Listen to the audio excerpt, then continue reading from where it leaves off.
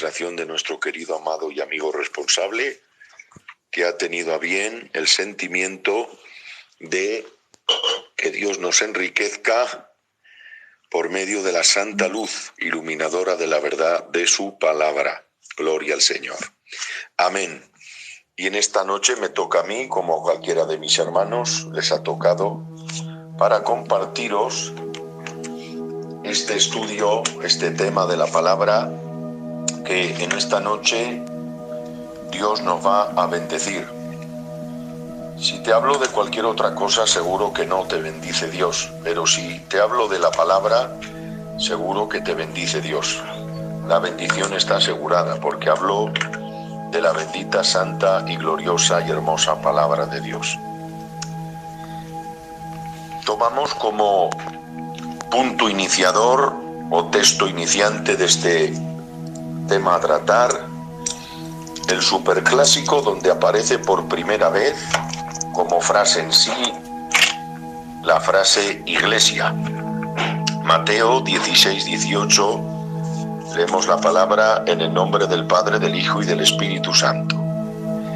Y yo también te digo que tú eres Pedro, y sobre esta roca edificaré mi iglesia, y las puertas del Hades no prevalecerán contra ella. He leído tu palabra. Háblanos, Dios. Dame la facilidad de expositar, de traer la luz, la clarividencia, la verdadera interpretación, la majestad que encierra en sí tu verdad. Dame pluma de escribiente, así sea mi lengua, que escriba muy ligera. La fraxología y la elocuencia de la utilidad. Perdón, Fer, que no se oye. Adelante, adelante. Amén, Señor. Úsate de mi vida en favor de tu pueblo que tiene hambre de oír tu voz, Señor, como bien oraba mi hermano Paco. Háblanos, Dios. Te lo pedimos en el nombre de Cristo, nuestro bendito y amado Rey, Señor, Dueño y Dios. Amén y amén. Aleluya, gloria a Dios. Os voy a tocar mayormente o globalmente lo más principal de la iglesia. Hay algún detalle que se me va a quedar, gloria a Dios, en el tintero. Amén. Pues aunque me notificó el responsable que hoy tocábamos este tema, vengo de Barcelona, que he estado 3 días y hoy de la operación y he estado pues un poquito atareado, gloria a Dios. Aparte de los quehaceres de casa, soy un hombre muy meramente ocupado. Vaya, ya lo sabéis.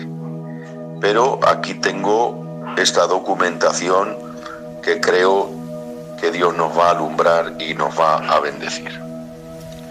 La palabra iglesia en sí aparece por primera vez en este 18 del capítulo 16 de Mateo. En griego, eclexia, que en el castellano significa iglesia, lo mismo. Eclexia en griego, en castellano, iglesia. La iglesia significa, como frase o palabra, reunión, congregación del pueblo de Dios, del pueblo de Cristo, ciudadanos del reino de Dios, Efesios 2:19. La palabra iglesia es un cómputo de personas unidas, pero no solamente agrupadas. Por el mero hecho de estar agrupado, a eso se le puede llamar congregación, porque no tiene el mismo sentido la frase congregación que la frase iglesia, aunque en sí es una frase relacionada, pero me vais a entender el porqué. Por ejemplo, a Israel se le llama esposa en el Antiguo Testamento, pero no es la misma esposa o la intimidad que tiene la Iglesia con Israel no es la misma intimidad. Se les llama a las dos igual, pero amigos, hay una diferencia abismal, y es que el cuerpo de Cristo se estableció desde que apareció la Iglesia. A Israel se llama esposa, pero no es una esposa tan fusionada, tan unida, tan entrelazada y entretejida al propio Cristo, gloria a Dios, como es la Iglesia. La Iglesia es algo más íntimo, más entronizado a la persona de Cristo, y, por así decirlo, el pueblo de Israel es todo por encima, no tiene una profundidad interna como la puede tener la Iglesia. De hecho, las aves de los cielos tienen nidos, las torras tienen guaridas, pero el Hijo del Hombre no tiene donde recostar su cabeza. Israel, hermanos, es la representación de Gomer, la mujer de Oseas, que tuvo hijos con ella por mandato de Dios, pero al tiempo se fue tras sus amantes. No se puede comparar, hermanos, Israel a la Iglesia de Jesucristo. La palabra de Dios, hermanos, nos... Perdón, Fernando, pero es que hay gente que no escucha. Lo siento, hermano, lo siento. Amén, gloria a Dios, aleluya. Vamos a ir por partes, y en primer lugar estoy aquí anotando un detallito sencillo, pero que nos va a hacer bien. Gloria a Dios. Vamos a hablar o a fechar la antigüedad de la Iglesia. Gloria a Dios. Vamos a empezar por algo bastante fuerte y precioso. Gloria a Dios. Porque Israel, dice Hebreos, juré por tanto en mi ira que no entrarían en mi reposo, hablando de Israel. Dice, aunque sus obras están determinadas desde la fundación del mundo. Eso lo encontramos en el libro de los Hebreos. Gloria a Dios.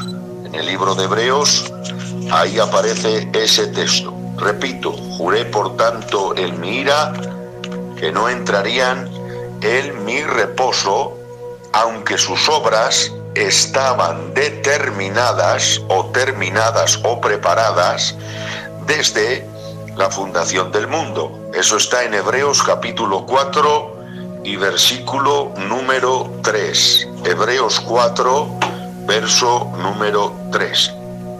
Sin embargo, la Iglesia aparece en la eternidad en Efesios capítulo 1 y verso número 4. Dice San Pablo, nos escogió en él desde antes de la fundación del mundo. O sea que Israel aparece en los primeros albores de la creación terrena, pero la Iglesia aparece antes de la creación de ella misma. Mientras el Señor iba separando las aguas llamándolo mares y a lo seco llamándolo tierra, ya preparó el libro de la vida, nos lo dice la palabra de Dios.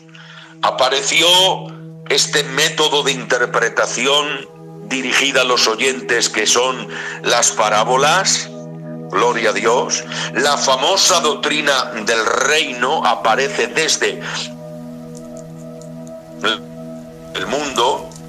Gloria a Dios. Y si lo quiere pues alguien apuntar, me dais un segundito y os lo digo ahora mismo, ¿vale? Por ejemplo, la doctrina de las parábolas, ese método que son ejemplos de la propia vida para aplicarlo a una verdad espiritual, ya lo preparó Dios en su mente en Mateo capítulo 25 y verso 34. Dijo Jesús: heredad el reino preparado desde la fundación del mundo, hablando del reino, del reino, la famosa doctrina del reino, pero en expansión, y el reino milenial no es el reino que dibujan los señores, que para nada se parece al reino que nos enseña las Sagradas Escrituras. El pueblo de Israel aparece en Hebreos capítulo 4 y verso 3, gloria a Dios, y el libro de la vida aparece en Filipenses 4:3 y Apocalipsis 13:8 y Apocalipsis 17:8.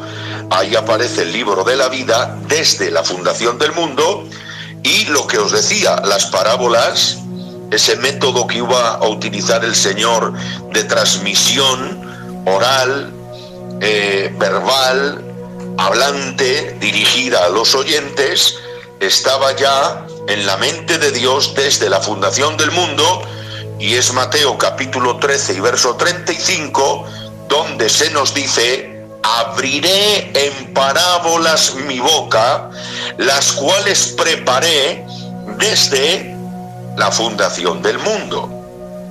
Sin embargo, hermanos, ay Dios mío, la iglesia de Jesucristo aparece en Efesios 1:4, según nos escogió en él antes de la fundación del mundo, para que seamos santos y sin mancha delante de él.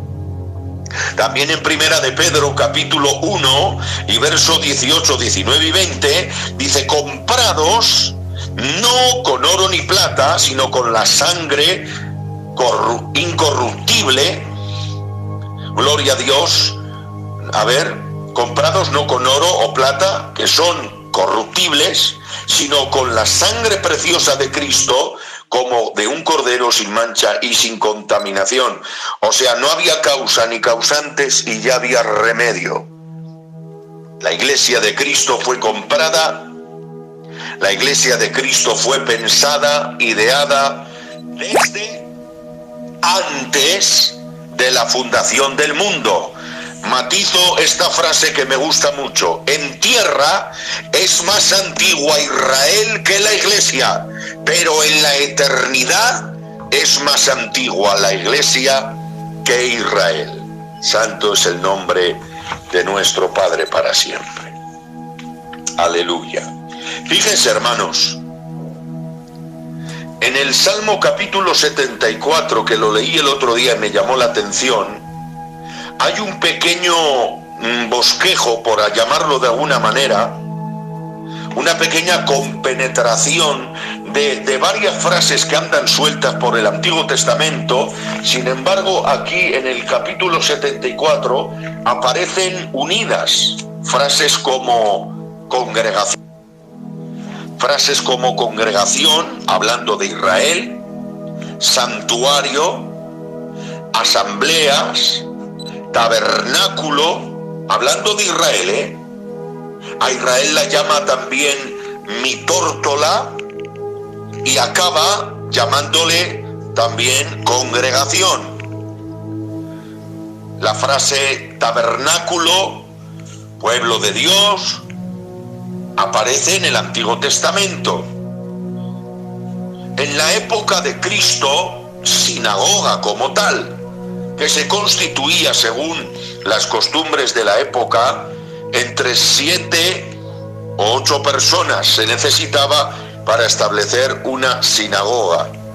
Gloria a Dios. Luego ya sabéis que Cristo lanzó esa frase tan bonita: donde 2 o 3 congregados en mi nombre, ahí estoy yo. Porque la iglesia no se refiere al local, la iglesia la compone el cuerpo de Jesucristo, compuesto por hombres y mujeres que aceptaron seguir la fe salvífica del Evangelio, redimidos, salvos, cuyos nombres están inscritos en el libro de la vida. Gloria a Dios. Por eso, hermanos, este detalle os va a hacer mucho bien, hermanos. ¿Cuándo aparece como frase la palabra iglesia? Por primera vez. Jamás se ha nombrado en el Antiguo Testamento. En la época antiguo testamentaria jamás se nombró.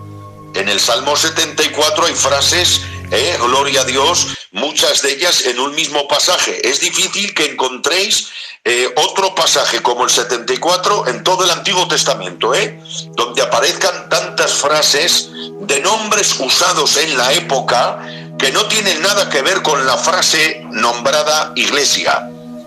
Congregación, santuario, asambleas, mitórtola, congregación, tabernáculo, en la época de Cristo, sinagoga. Cristo quiso ser el primer predicador que nombrase la frase iglesia. Eso se lo guardó para él. Nadie habla de mi señora, hablo yo. Podía haber sido Daniel, o podía haber sido Jeremías, o el Santísimo Samuel, hombres capacitados. El propio Ageo, hermanos, que habló de la época milenaria. El propio Sofonías, que habló de la gran tribulación, el día de Jehová, el día del Señor.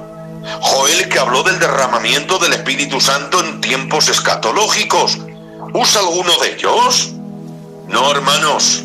Cristo se guardó el privilegio que quiso ser él el primer predicador y la primera boca hablante que pronunciase la palabra iglesia. Mateo 16, 18, y yo también te digo que tú eres Pedro, en griego Petrus, piedrecita, y sobre esta roca edificaré mi iglesia. Ya sabéis que aquí sale la falsa doctrina de los católicos.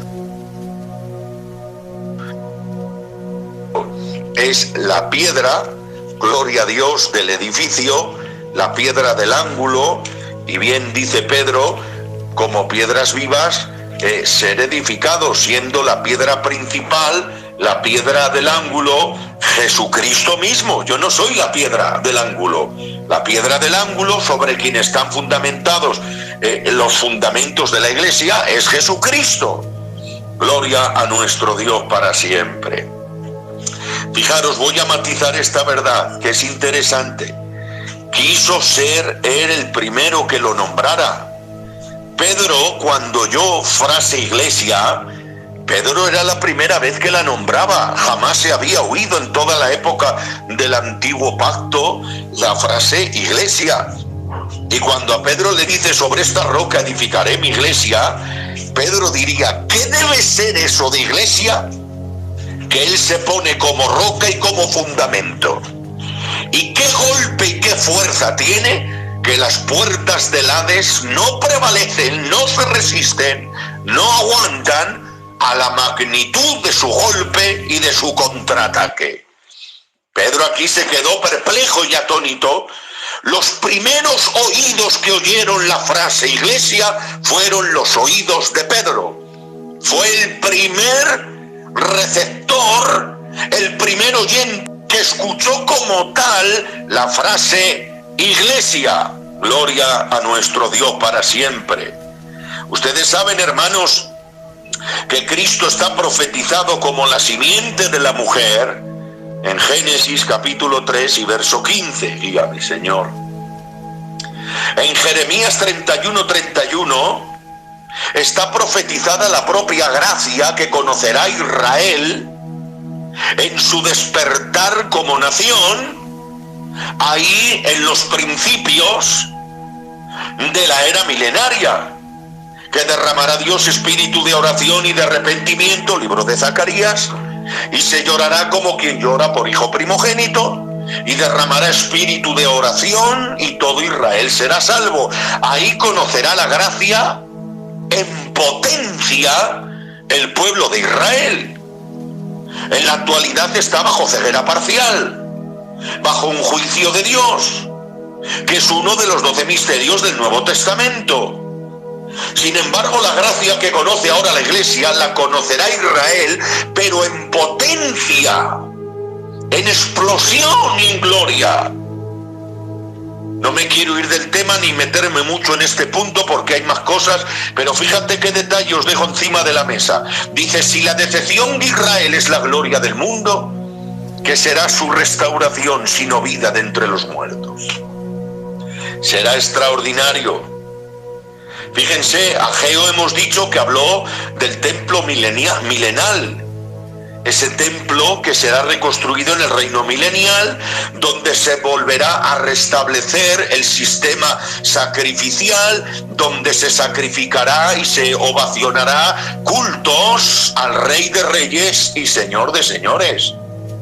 El propio Joel habla del derramar del Espíritu Santo que conocerá Israel en la época escatológica, en estos tiempos que estamos hablando. Sofonías, en el 1:14 de su libro profético, profetiza de la gran tribulación.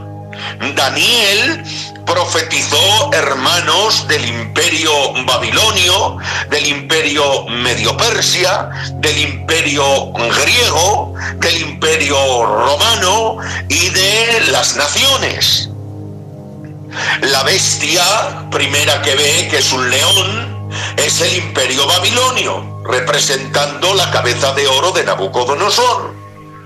El segundo animal que ve es un leopardo con 4 cabezas, que es Alejandro Magno, con sus 4 generales, Lisimaco, Casandro, Seleuco y Ptolomeo, representado en animal, gloria a Dios, o en estatua, gloria a Dios, el pecho y los brazos de plata, lo ve Nabucodonosor. Daniel ve la tercera bestia, que es el oso ladeado de un lado más que de otro, que representa al imperio medio persia, que el imperio persa sería más fuerte que el imperio de Media, y lo ve Nabucodonosor como el vientre de bronce.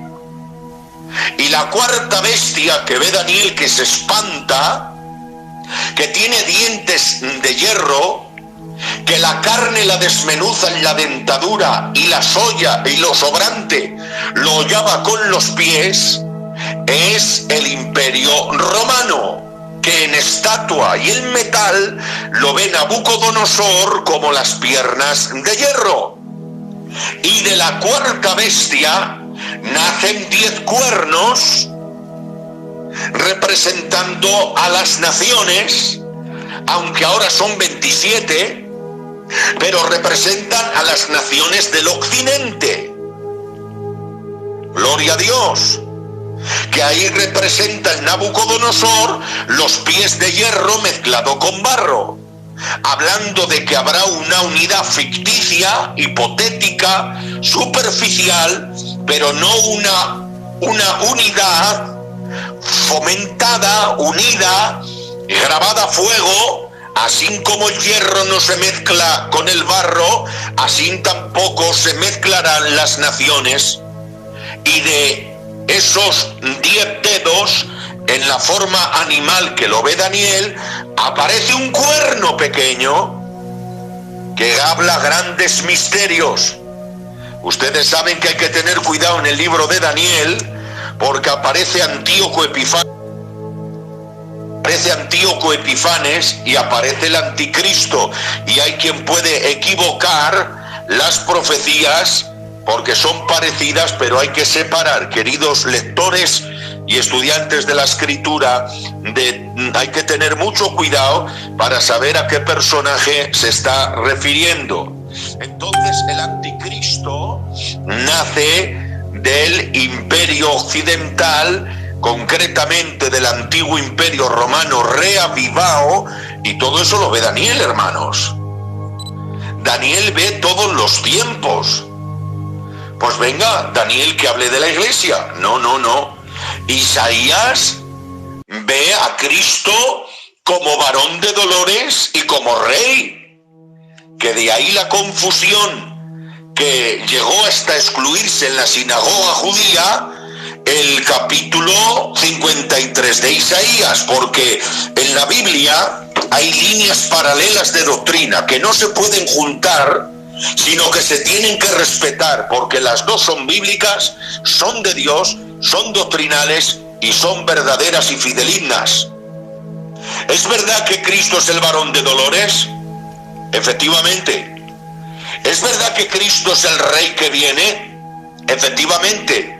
Y los hebreos no podían tragar, era un pan muy duro para ellos, como que el varón de dolores de Isaías 53 es el Rey que viene con las señales del reino, que traerá el año agradable de Jehová, que traerá la apertura a la cárcel a los presos, etcétera, etcétera, etcétera. Y la suprimieron, la lectura de Isaías 53, pues Jesús prefirió que profetizaran de él y no de la iglesia.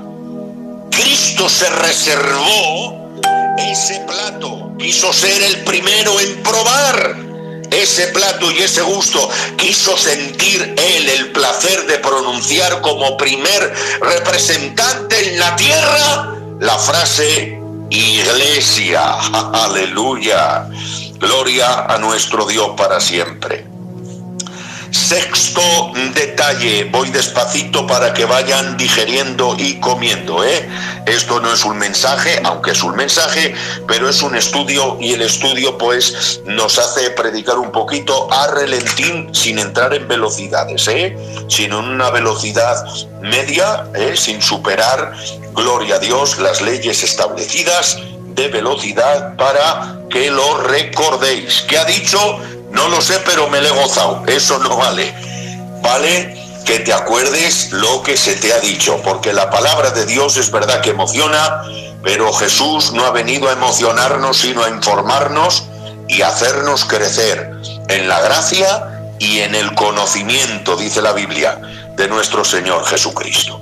Vamos a ver ahora el nacimiento de la iglesia.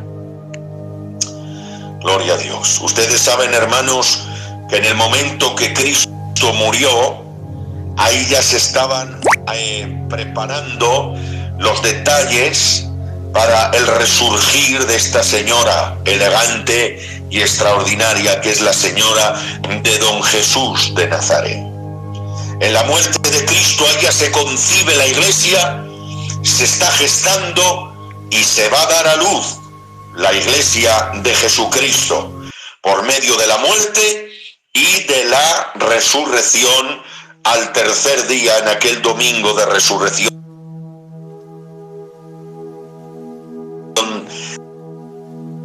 Aquel día de mañana, cuando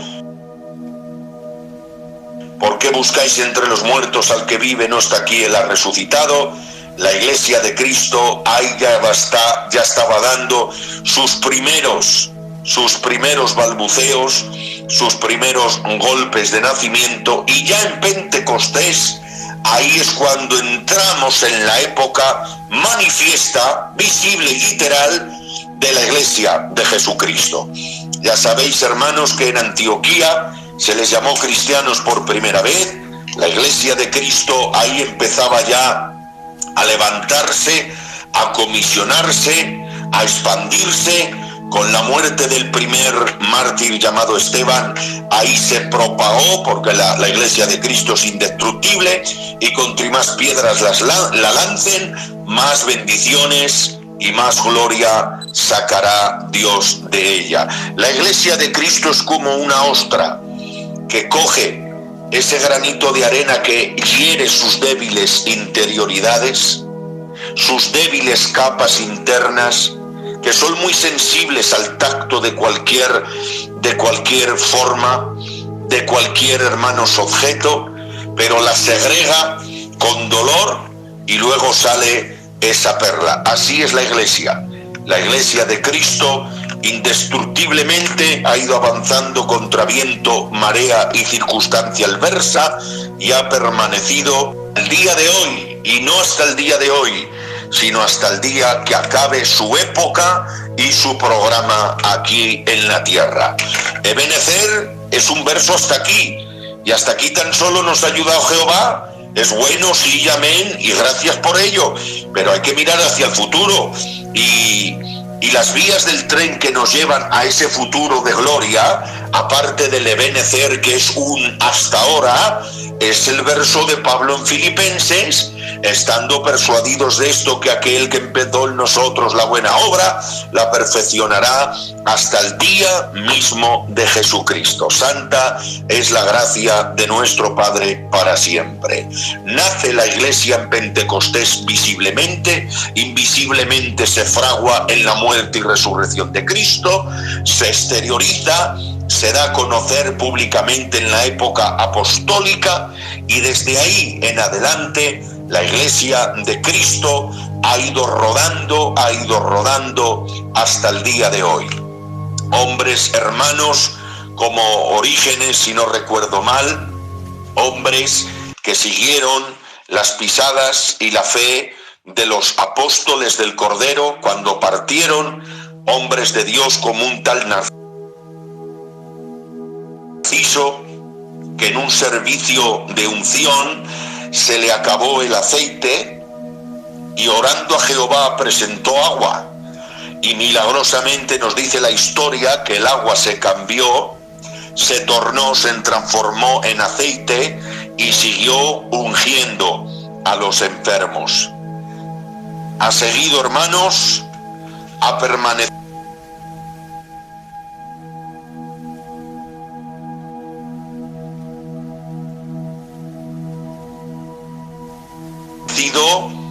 Ya saben ustedes que en el 325 aproximadamente la religión con la política, y de ahí nació, hermanos, el imperio o la religión católica. La religión católica eran cristianos que no existían, pero Constantino mezcló la religión con la política y ahí nació la Iglesia católica. Él, hermanos, estableció su lugar y su sitio en Constantinopla en memoria a su nombre, y desde ahí el imperio romano también fue, gloria a Dios, expandiendo su jerarquía, su fe, sus creencias, y se propagó, hermanos, como una epidemia por toda Europa. Ahí nacieron, hermanos, con el tiempo, las liturgias, los papas y todo el sistema burocrático de los católicos. Ya entramos, hermanos, a partir del 1300 en los años oscuros, donde aquel hombre, me parece que se llamaba Filón, habló del arte del alegorismo de la palabra, y no sé si un tal Orígenes de la época también, y entre ellos dos pues distorsionaron la interpretación sana de la escritura y decían pues que hay que utilizar la interpretación bíblica como alegórica. Quitaron las herramientas que usamos hoy en día para guardar la verdadera exégesis de la escritura, que es guardar el panorama histórico, también buscar su contexto en sí y guardar la relación y el ambiente del propio pasaje, dando su interpretación literal. De ahí que en el año 1500 apareciese Martín Lutero, aquel hombre que estaba en el monasterio, y Dios lo llamó con aquel texto de sois salvos por gracia.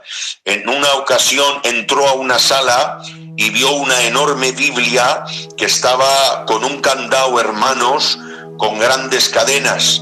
Le llamó la atención eso, hermanos, tan grande que ahí Dios a este fraile empezó a trabajarle.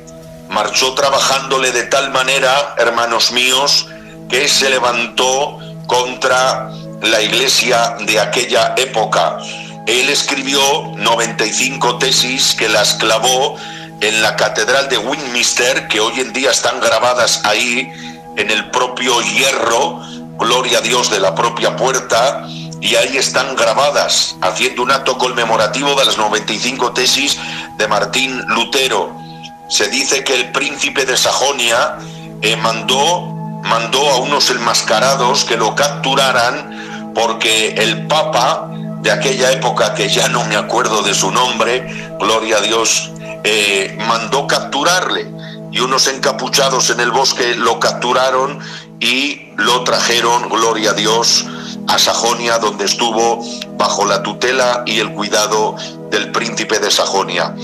¿Qué capacidad tenía Martín Lutero, que en solo 3 meses tradujo todo el Nuevo Testamento del idioma latín al alemán, para que todo el campesino, para que todo hombre de a pie, mujer y niño, tendría el Nuevo Testamento traducido, gloria a Dios, y podría estudiar las Sagradas Escrituras?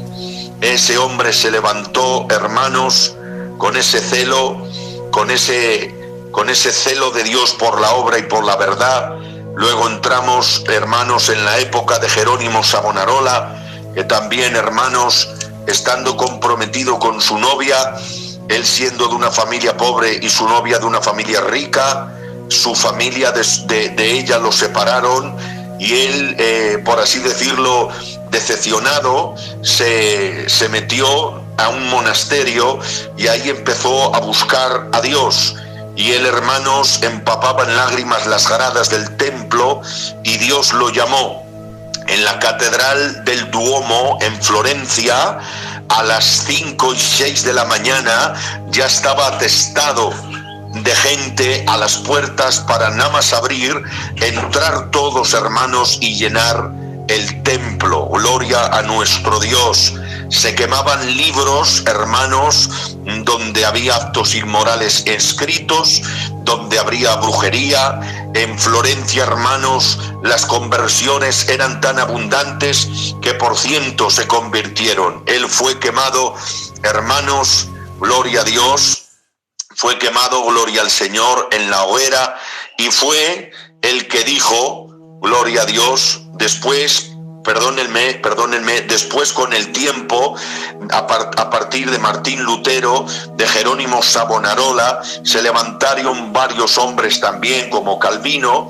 Me estaba acordando de Juan Hus, el que dijo, conmigo podréis, gloria a Dios, que soy un ganso, pero de aquí 100 años saldrá un cisne que volará y no podréis con él. Proféticamente, en las llamas de la hoguera, Juan Hus profetizó del lanzamiento de este hombre que cambiaría los anales de la historia, llamado Martín Lutero. Luego la Iglesia de Cristo marchó corriendo, hermanos, y como una bola de nieve que en su principio es pequeño, se cumplió la oración que Cristo hizo sacerdotal. No solo te ruego por estos, sino por los que han de creer por la palabra de ellos. Yo me acuerdo de pequeñito, cuando pegaban esas nevadas tan grandes, que cogías una bola pequeña de nieve y la ibas tirando, y ella sola iba, por así decirlo, fusionando, cogiendo volumen por la nieve. Es como un pegamento que se iba pegando y hacías una bola grande solamente haciéndola correr. Así ha corrido el Evangelio hasta nuestros días. También, hermanos, en un siglo anterior, en la calle Azusa, hubo un gran avivamiento que se expandió, hermanos, por todos los lugares y por todos los sitios. Ya sabéis que en Francia, ahí comenzó nuestra obra con los 7 magníficos que entraron por el norte, gloria a Dios, de España, y empezaron a predicar el Evangelio de nuestro Jesucristo.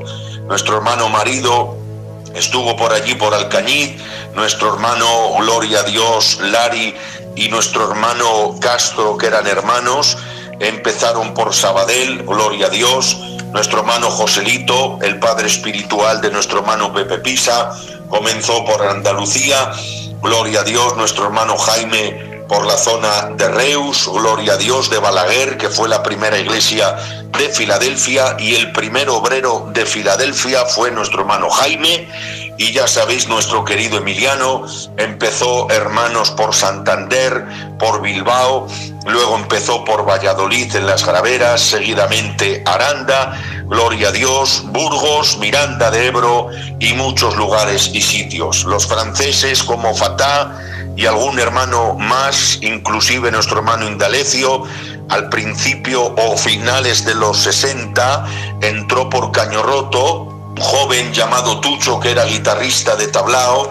Le hablaron de Dios, se cayó al suelo con la cara roja, hablando en nuevas lenguas, y ahí comenzó la obra de Dios en España. La Iglesia de Jesucristo es indestructible. Gloria a nuestro Dios para siempre.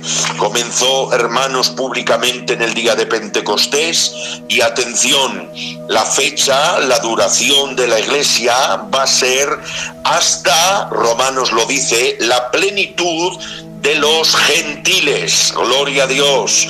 Dice Pablo, ha ocurrido a Israel endurecimiento en parte, hasta que haya entrado la plenitud de los gentiles. Gloria a Dios. La plenitud de los gentiles será el cuaderno de Dios cerrado ya para la Iglesia, que será con el arrebatamiento, donde la Biblia dice en Tesalonicenses que el Señor mismo, con voz de mando, con voz de arcángel, con trompeta de Dios, descenderá al cielo, y los muertos en Cristo resucitarán primero. Luego nosotros, los que vivimos, los que hayamos quedado, seremos arrebatados juntamente con ellos en las nubes para recibir al Señor en el aire, y así estaremos siempre con el Señor. Bendita sea la gracia de nuestro Padre. Nace en Pentecostés, gloria a Dios, visiblemente, y dura hasta la plenitud de los gentiles. En esa época, que es el programa de la dispensación de la gracia, la palabra dispensación significa economía de Dios, es un dinero a fondo perdido que entrega Dios para que el hombre, gloria a Dios, pueda ser alcanzado por el beneplácito y por la gracia de nuestro Señor Jesucristo. Favor inmerecido, que sin merecernos nada, Él nos da todo como que lo mereceríamos. Gloria a Dios. Octavo detalle. ¿Cuál es la misión en estos días de la Iglesia? El Señor dijo en el Evangelio según San Marcos: id por todo el mundo y predicad el Evangelio a toda la criatura. El que creyere y fuere bautizado será salvo, y el que no será condenado. Y estas señales seguirán a los que creen en mi nombre: echarán fuera demonios, pondrán las manos sobre los enfermos y los enfermos sanarán.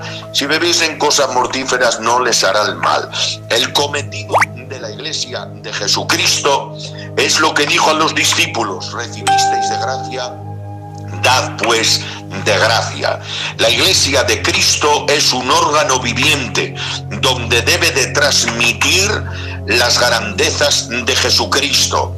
Mirad, hermanos, hay algo muy detenido en nuestra obra, y yo puedo hablar de la obra porque soy miembro de la obra, he nacido en la obra, llevo 32 años predicando en esta obra, y llevo toda mi juventud y mi vida dedicado a esta obra, y hablo con propiedad de causa, y si a alguien le molesta, que me perdone, pero el que dice la verdad con carga por la obra, busca el bien de la obra, y Dios no me ha llamado a quedar bien con nadie, sino a quedar bien con el llamamiento y el cometido de Dios. La Iglesia de Cristo, estamos acostumbrados a los viajes, a las visitas, estamos acostumbrados, hermanos, a nuestras convenciones, estamos acostumbrados a nuestros pastoreos, a nuestros estudios y a nuestras enseñanzas, que es bueno, que es hermoso, pero estamos dejando una de las administraciones que nos ha delegado Jesús, cuya administración nunca debería de faltar. Y la culpa la tenemos todos. ¿Por qué? Porque unos por otros la casa sin barrer. Cuando Cristo delegó la gran comisión evangélica, mirad, hermanos, he tenido 4 cultos en Barcelona. Dios nos ha bendecido mucho. El primer culto fue a los obreros de la zona de Cataluña, con su respectivo responsable, nuestro querido hermano Pepe. He tenido, hermanos, 3 cultos en Barón de Viver. Dios nos ha bendecido, Dios ha movido con señales, con las maravillas, ha habido dones fluyendo, pero ¿saben ustedes lo más hermoso? ¿Saben ustedes lo más bonito? Aparte que hubo gente que se reconcilió, que estaban fríos y han vuelto a los pies de Cristo. ¿Sabes lo que más me llamó la atención, o una de las cosas principales y más serias que más recuerda a Dios y que más valora? Que una jovencita de unos 30 años vino por primera vez a recibir a Cristo como dueño y salvador de su alma. Recobró a Cristo, recibió a Cristo. No era una apartada, no, era una que por primera vez. Y Cristo dijo: estas señales seguirán. O sea, el delegado de Dios, lo que Dios ha delegado a la iglesia, es el misterio de la reconciliación, para reconciliar a Dios con los hombres. La misión de la iglesia, está en Efesios capítulo 2 y verso 7. Dice: para mostrar en los siglos venideros las abundantes riquezas. La iglesia de Cristo está llamada a, gloria a Dios, las riquezas, no mi riqueza, no mi llamado, no mi ministerio, no, las riquezas de Dios en ti y en mí. La iglesia de Jesucristo es la transportadora de las riquezas de Dios a este mundo lleno de dolor y de angustia. Gloria a nuestro Padre. Y hay un versículo coigual y paralelo en Primera de Pedro, capítulo 2, versículo 9, que dice: para anunciar las virtudes de aquel que os llamó de las tinieblas. ¿A quién anuncio las virtudes? ¿A los cristianos tan solo? ¿A la iglesia de Jesucristo tan solo? No, hermanos. Es para predicar y anunciar a los gentiles las virtudes de aquel que nos llamó de la muerte a la vida, de las tinieblas a la luz. Quiere decirse de que la iglesia tiene el ministerio de la reconciliación, para reconciliar a Dios con los hombres. La iglesia de Cristo tiene el deber de evangelizar. Evangelizar no solamente que haga una carpa, una campaña. El evangelismo personal, tú a tú, cara a cara, momento a momento. Hay personas que se quitan la vida. Hay personas muy desgraciadas en este mundo, que lloran, que tienen muchos problemas y no encuentran la salida.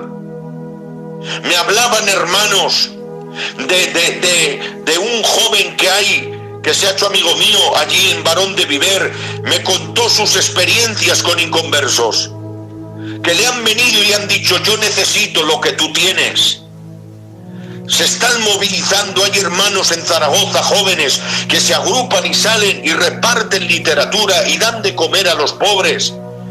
La iglesia de Jesucristo se ha parado, se ha atascado, ha olvidado un deber primordial grabado en las Escrituras y exigido por la propia boca de Dios y por la propia boca de San Pablo. Lo refirió Cristo y luego lo refirió y lo ponderó San Pablo. La iglesia de Cristo debe de salir y anunciar las virtudes de aquel que nos ha llamado de las tinieblas a su luz admirable. Gloria a Dios. Dice la Biblia en Primera de Pedro capítulo 2 y verso 9, hablando de la misión de la iglesia, que Dios nos ha llamado para buenas obras, las cuales Él preparó de antemano. ¿Buenas obras para quién? El hermano Robert va a hacer buenas obras conmigo, yo con él, que nos conocemos de muchos años. Que no, hermanos, somos hermanos y ya está. Las buenas obras, Cristo dijo: una luz no se pone debajo de un almud, sino en el candelero, para que alumbre a los que estén en casa, hablando de la familia, de los cristianos. de la iglesia de Jesucristo, pero sigue diciendo, así alumbre vuestra luz y vuestras buenas obras delante de los de casa, no, utiliza otro vocabulario, delante de los hombres, los de afuera, para que glorifiquen a vuestro Padre que está en los cielos por medio de vuestras buenas obras. Por eso dice la Biblia, buen testimonio acerca de los de fuera. Por eso dice la palabra de Dios, las sagradas escrituras, gloria a nuestro Padre, dice, comportaos como es digno del Evangelio. Realmente nos habla del comportamiento ético, congregacional de la iglesia, sino de nuestro comportamiento testimonial, predicaciones por medio de nuestra conducta. Hubo un joven que vino a la iglesia, un joven que atracaba, hermanos, macrodiscotecas por la noche, con piercings. Su pobre padre, un obrero, llamaba a la policía, llamaba, hermanos, a urgencias, a ver si la habían encontrado, porque se iba un viernes y no aparecía hasta el martes. Tenía un pelo así pegado por la frente que le corría hasta la nariz. Y la señora de la cafetería de enfrente del culto me dijo, ¿qué le habéis hecho? ¿Qué transformación ha habido? Digo, nada, que se ha encontrado con Jesús, que ha venido al culto y la palabra de Dios la ha transformado. Hoy en día es un ministerio precioso que tenemos en Miranda, con su mujer, con su hijico, y en la actualidad es pastor de la iglesia de Recaleor. La iglesia de Jesucristo debe de abrir sus puertas, no solamente congregarse congregacionalmente en la iglesia, en el culto, en las cuatro paredes. La iglesia de Jesucristo debe de abrir sus puertas al evangelismo. Lo dice la Biblia, hermanos. Gloria a Dios para siempre. Noveno detalle. ¿Qué somos? Dice Primera de Pedro capítulo 2 y verso 9. Mas vosotros sois linaje escogido. Somos escogidos por Dios. Tenemos un linaje. Tenemos una estirpe real. Tenemos los genes y los cromosomas de nuestro hermano mayor. Por eso dice la Biblia, a lo suyo vino y los suyos no le recibieron, pero los que le han recibido les ha dado la potestad de ser llamados hijos de Dios, los cuales no son engendrados de voluntad de varón, ni de carne, ni de sangre, sino por el propio Dios. Tenemos el ADN de Dios. Por eso Mateo 10:40 dice la Biblia, quien a vosotros recibe, a mí me recibe. Santa es la gracia de Dios. Linaje escogido. Real sacerdocio. El sacerdote de la antigüedad llevaba al pueblo hacia Dios. El profeta traía la voz de Dios al pueblo, pero el sacerdote, representando al pueblo, llevaba la causa del pueblo a Dios. La iglesia de Jesucristo es transportadora de toda la responsabilidad que le concierne para llevar, hermanos, todos los problemas a Dios por medio de la intercesión, hermanos. Aleluya. Nación santa. Nación santa. ¿Por qué? Porque somos ciudadanos de la ciudad celestial. Somos la nación santa, no una nación regida por un gobierno burocrático humano, con mentalidades humanas, con directrices humanas, con pensamientos corruptos, con administraciones diabólicas. No, nuestra nación es santa porque el jefe de nuestra nación es santo. Atención, pueblo adquirido por Dios. La iglesia debe de recordar algo que sabe, que no somos nuestros, dice la Biblia. No sois vuestros, dice así un texto, Si no somos nuestros, hemos sido comprados no con oro ni con plata, que son cosas corruptibles, sino con la sangre preciosa del Cordero sin mancha y sin contaminación. ¿Qué somos? Efesios capítulo 2 y verso 10. Voy a otro detalle. Porque somos hechura suya. ¿Qué significa la palabra hechura suya? Significa parecido suyo. Significa extremadamente entronizado a su carácter y a su personalidad. Estamos tan amalgamados y fusionados a la persona de Cristo que voy a decir con mucha educación lo que dice la Biblia. Quien se une a una señorita, hablando de una pecadora de la calle, un cuerpo es con ella. Pero quien se une a Cristo, un espíritu es con él.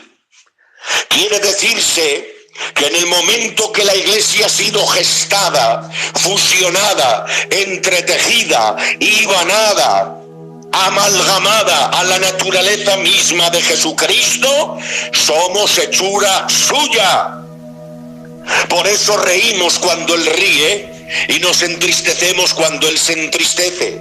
¿Por qué? Porque sus gustos son nuestros gustos y sus disgustos son nuestros disgustos.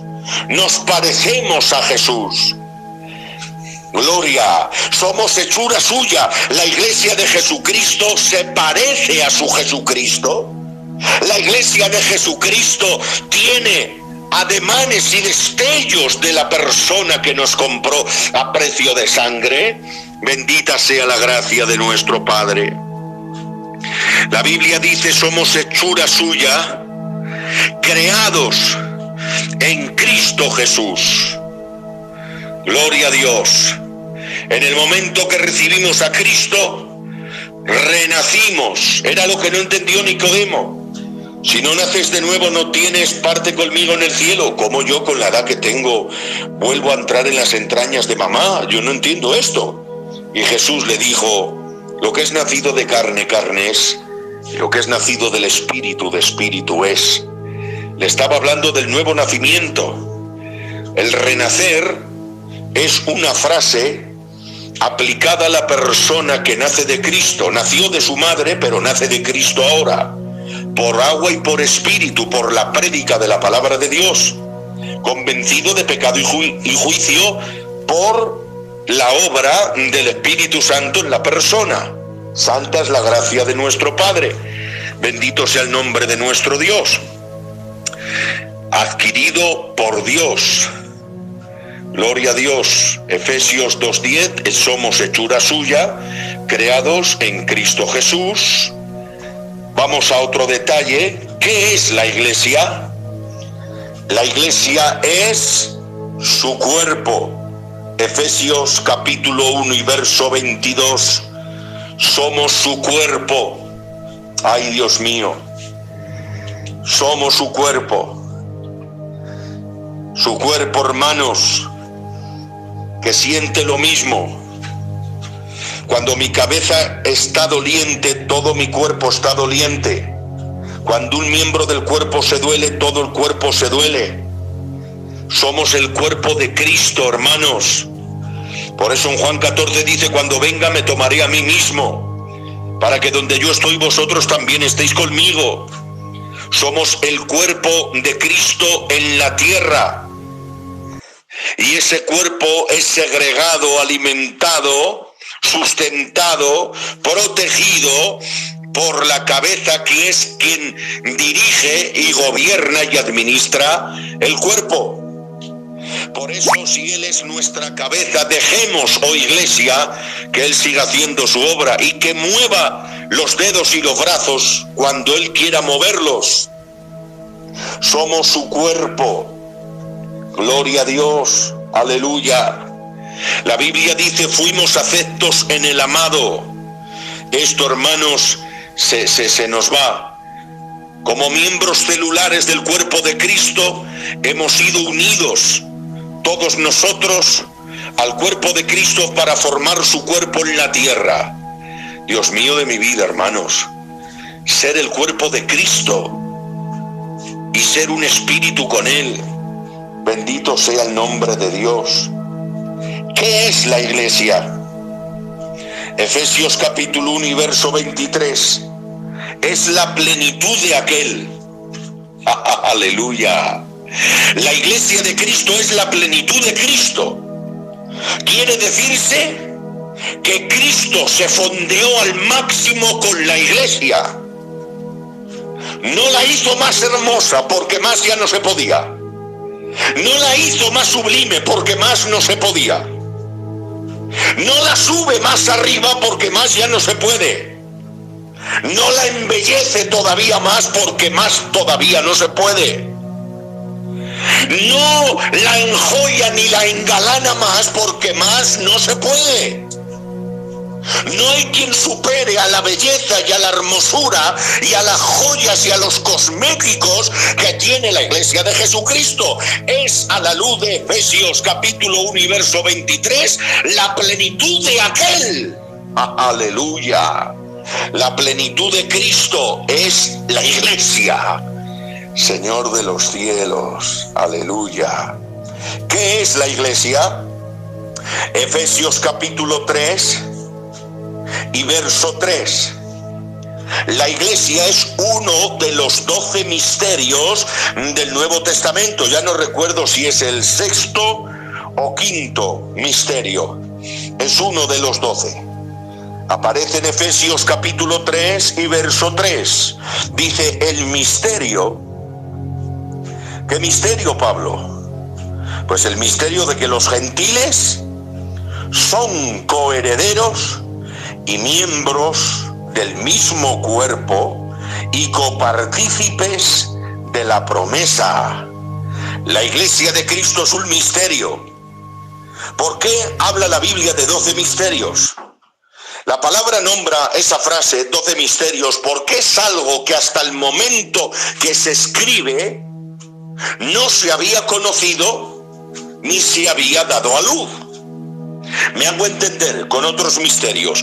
Colosenses 2:2. ¿Cuál es el misterio de Dios? El misterio de Dios es Cristo en su encarnación y manifestación. Y atención, el misterio de Dios de Apocalipsis 19, aunque es la misma frase nombrada, pero son dos misterios diferentes. El de Colosenses habla de Cristo, en quien habitan los tesoros del conocimiento y de la sabiduría de Dios. Y el misterio de Apocalipsis, el misterio de Dios, está hablando, dice la Biblia, que Él lo anunció por sus siervos los profetas. Si no queda esa frase después, nos quedamos ahí. Es el misterio de Dios que Él anunció por sus siervos los profetas. Su reino sobre la tierra, que por fin los reinos del mundo son de nuestro Dios y de su Cristo. El misterio de las 7 estrellas. El misterio de la gran Babilonia. Gloria a Dios. Santo es el Señor. El misterio, hermanos, de la iglesia, que es un cuerpo. Un cuerpo, dice la Biblia, unido por gentiles que son coherederos y miembros del mismo cuerpo y copartícipes de la promesa.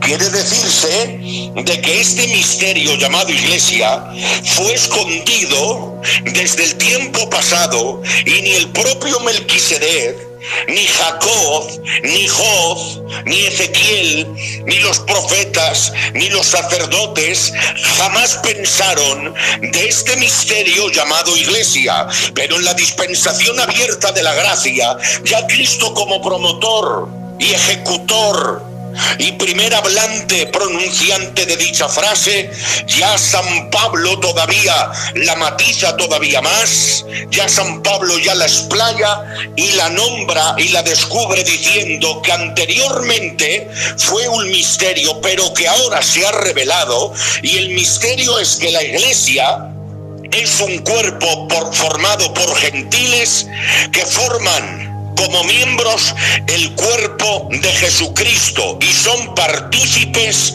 de la promesa. Quiere decirse que al entrar a formar parte como miembro celular del cuerpo de Cristo, soy participante de la promesa. ¿Y cuál es su promesa? La promesa que Él nos hizo. La Biblia dice en Primera de Pedro 1:9, esta es la promesa que Él nos hizo, la vida eterna. Juan 14, cuando venga me tomaré a mí mismo para que donde yo estoy, vosotros también estéis conmigo. Y dice la Biblia, y copartícipes. Quiere decirse que la participación es global. La participación es universal. El cuerpo de Cristo, que es la iglesia, no está dividido, no está desmembrado.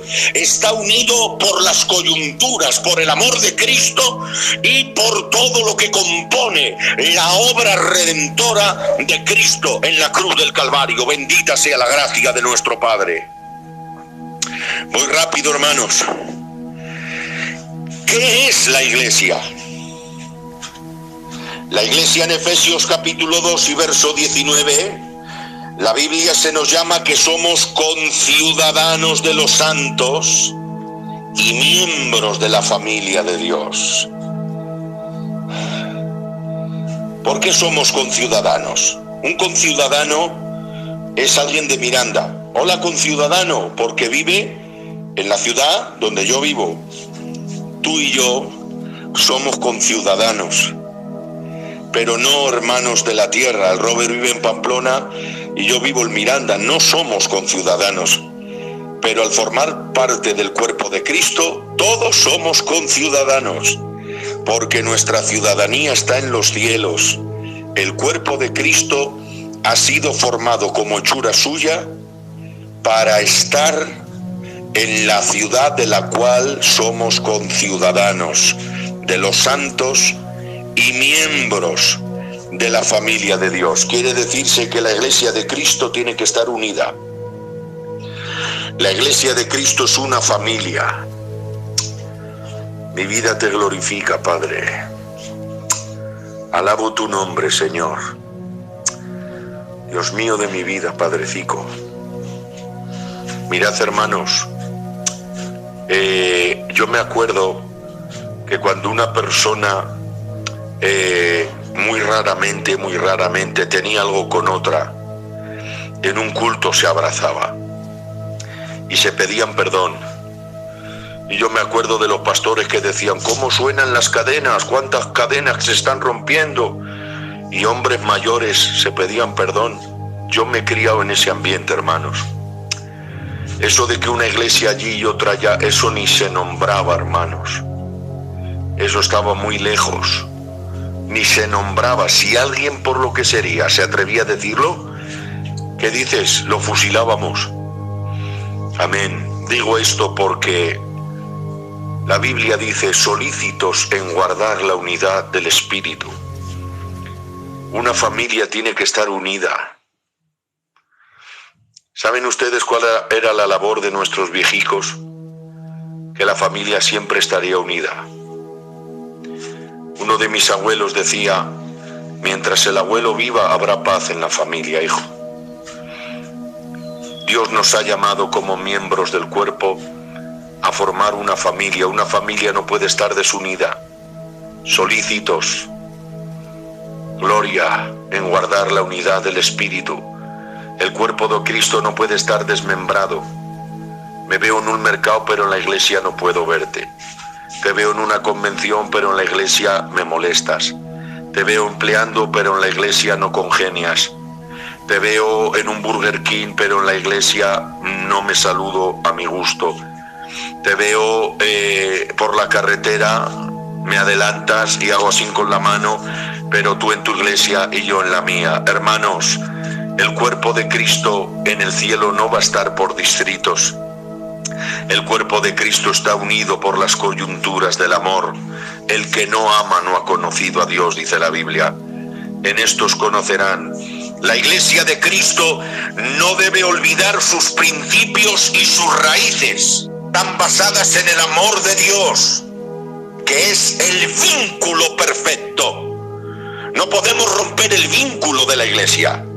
El vínculo perfecto de la iglesia está basado en el amor, porque nunca lo olviden. Cristo es amor, y el que no ama no ha conocido a Dios. Partícipes de la promesa, ciudadanos de los santos y miembros de la familia de Dios. ¿Qué es la iglesia? Efesios capítulo 2 y verso 21. La iglesia es un edificio bien coordinado. San Pablo ve a la iglesia como un edificio, pero un edificio bien coordinado. Los tabiques rectos, las esquinas rectas y colocadas con sus escuadras, el caravista bien colocado con sus diferencias, sus compartimentos y su separación exacta. La escayola ni alta ni baja, a un término medio. Las ventanas de doble cristal para que no entre el frío. Los tabiques con cámara para que estén bien resguardados y no entre ni el frío ni el calor. Un edificio bien coordinado, bien limpio. Cuando trabajábamos en las obras, cuando terminábamos la labor, limpiábamos bien el tajo para que al día de mañana se podría trabajar sobre limpio. Quitábamos los cascotes, quitábamos los sobrantes, limpiábamos todo para trabajar el peón y para trabajar el albañil con soltura, con seguridad y con limpieza. El edificio no puede estar sucio. El edificio no puede estar desordenado. El edificio, tabique empezado, tabique terminado, Si te vas a quedar a medias en el tabique, no lo empieces. Lo que hagas, hazlo y hazlo bien. Si no, habértelo pensado antes. No dejes las cosas a medias. Porque en una obra, cuando un tabique se queda a medias y viene otro albañil, en algunas ocasiones ya no queda. Cuanto más lo muevas, más te vas de la línea. Tal como viene, el ladrillo se coloca, se corre con la paleta, se quita la masa y se pone otro. Contra más toques con clink, clink, clink. Mirad, el albañil que sabe poner ladrillos no hace mucho clink, clink, clink, clink con la paleta. Lo coloca con la mano, hermanos, hace con el ojo así, suficiente y más. Y así se produce labor. Y se produce tajo y la empresa va creciendo. La iglesia de Cristo es un edificio bien coordinado y establecido, y cada cosa en su sitio. Y de la misma manera que hay gremios en un edificio que estructuran la obra desde sus principios hasta sus términos, los que sean escayolistas que hagan de escayolistas, y los que sean carabisteros en la fachada poner caravista, y los que sean hermanos yesistas que pongan yeso, y los que sean escayolistas, escayola, y los que sepan poner tuberías, fontaneros, y cables, electricistas. Y luego están los albañiles antiguos que saben hacer de todo. ¿Era Timoteo evangelista? No, era pastor y maestro. Y te lo muestro con la Biblia. Para nada era evangelista. Pero le dice Pablo a Timoteo, a sobra de evangelista. Hoy en la obra hay mucho gremio, pero yo me acuerdo de los albañiles antiguos que valen para toda la obra y te ponen caravista, te ponen escayola, te ponen fontanería y hacen hasta el encofrado. Yo eso los he visto y los he tenido. ¿Qué les parece? Y en nuestra obra hay hombres que los sacas del pastoreo, los pones a evangelizar, yo soy testigo, y están perdidos. Los pones a enseñar una doctrina y se pierden. Hay quien sabe predicar y le llevas una oración o le pones a llevar una oración y tiene más fuego el que alza la voz que el que lleva. ¿Por qué? Porque hay gremios. Y cada uno conforme el don que ha recibido ministra a los demás. Y luego están los ministerios universales, que a lo que le pongas valen para todo, son albañiles antiguos. Pero tanto unos como otros, no hagáis corrillos y tapujos y parches en la obra llamada Iglesia de Jesucristo, que es un edificio. Me acuerdo yo en una obra que había un albañil que corría mucho. Y luego vino el aparejador. Qué vergüenza, hermanos. Cogió una regla, dice, a ver, y estaba la pared totalmente desplomada. Lo que hagas, hazlo bien, porque la iglesia es un edificio bien coordinado. Gloria a Dios. ¿Quién es el fundamento de la iglesia? ¿Por qué el edificio todavía sigue? Mirad, hermanos, este edificio ha sufrido tsunamis, cóctel Molotov, aviones estrellados como las Gemelas, terremotos, huracanes, y este edificio está, no se ha movido ni un centímetro, porque Cristo edificaría a la iglesia. Voy rápido, hermanos, es un tema largo, pero voy rápido, hermanos. Gloria a Dios. Un edificio bien coordinado. Todos los edificios se terminan con las plantas superiores. Este edificio es el único edificio que va creciendo. ¿Sabe por qué? Porque la iglesia de Cristo va uniendo, va teniendo más adeptos, más fieles y más hombres y mujeres que abrazan la fe. El edificio va creciendo en gracia y conocimiento, como dice la Biblia. La iglesia va creciendo en espiritualidad, en santidad y en madurez. La iglesia va creciendo en desarrollo y en formación y en equilibrio. ¿Y cuál es el final? Dice, para ser un templo. La iglesia es el templo del Dios Espíritu Santo. La iglesia tiene como cometido ser el templo de Dios. Aleluya. ¿Qué es la iglesia? Columna y baluarte. La columna que sostiene un edificio. Cuando la sal pierde su sabor, no sirve para nada, sino para ser hollada y pisada por los hombres.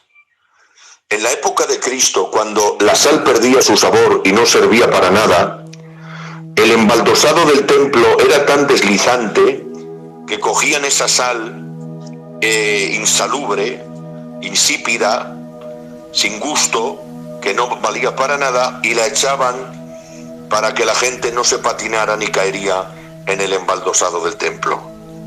La iglesia de Cristo no puede perder su salubridad. La iglesia de Cristo debe tener siempre su sabor. Y es columna que sostiene la verdad de Dios. Edificio construido por Dios y para Dios. Es columna que sostiene. Cuando el mundo pierda la iglesia, se corromperá. Es como un animal que en la antigüedad lo embadurnaban de sal, y eso era el método que evitaba la putrefacción. La iglesia es columna que sostiene. Si a una columna se le quita, el edificio se viene abajo. La iglesia evita la descomposición total en este mundo. Cuando la iglesia sea quitada, entonces habrá una corrupción totalitaria. Columna y baluarte. Gloria a Dios.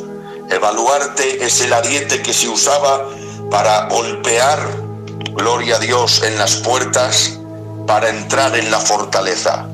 Dios toma a la iglesia para romper fortalezas, para abrirse camino y para que la gente esclava por el diablo puedan venir a los pies de Cristo. Retomo la palabra para anunciar las virtudes de aquel que todo lo llena en todo. ¿Dónde está ahora mismo la iglesia? Estamos en la tierra, pero ya sabéis que el lenguaje de Dios es que Él llama las cosas que no son como que fuesen. La iglesia dice, Efesios capítulo 2 y verso 6, estamos sentados con Cristo en los lugares celestiales. Aleluya. La iglesia debe de dar por hecho de que ya estamos en ese reino dorado de luz. La iglesia está sentada con Cristo. Nuestra seguridad de salvación nos permite disfrutar. Gloria a Dios, aunque estamos aquí, gloria a Dios en este cuerpo, pero la iglesia da por hecho que estamos en la gloria celestial porque Cristo viene ya pronto. ¿Cuál será la ropa que usará la iglesia en la eternidad? Dice el libro de Apocalipsis, porque a la iglesia se le ha concedido que se vista de lino fino, blanco y resplandeciente, que son las acciones justas de los justos. La iglesia tendrá un vestuario delicado y delicioso, vestidura blanca de lino fino, blanco y resplandeciente. La iglesia es la señora elegida. Dice la Biblia que por boca de Pablo, os he desposado como una virgen pura. La iglesia de Cristo está esperando a su Señor, a su novio. Se celebrarán las bodas del Cordero y atención, la iglesia de Cristo será en el estado eterno la administradora de todo el potencial que tiene nuestro Dios. La iglesia de Jesucristo. La Biblia nos enseña, hermanos, de que Cristo es la plenitud de aquel que todo lo llena en todo, ¿de acuerdo? Pero dice un texto en la Biblia, todo lo dio a la iglesia.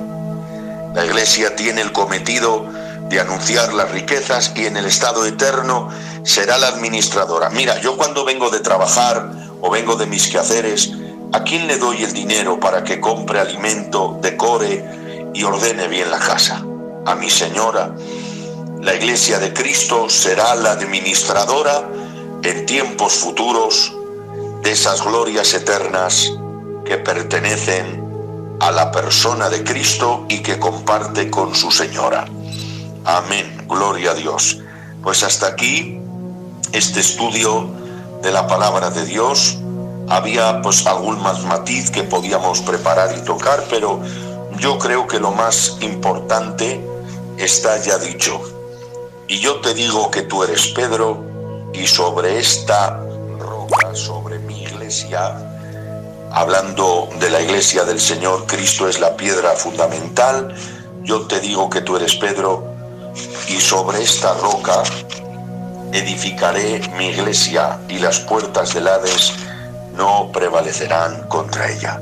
Amén. Que Dios os bendiga, que Dios os llene de su gloria. Amén. Ánimo y adelante. Somos la iglesia de Jesucristo. Que Dios os bendiga.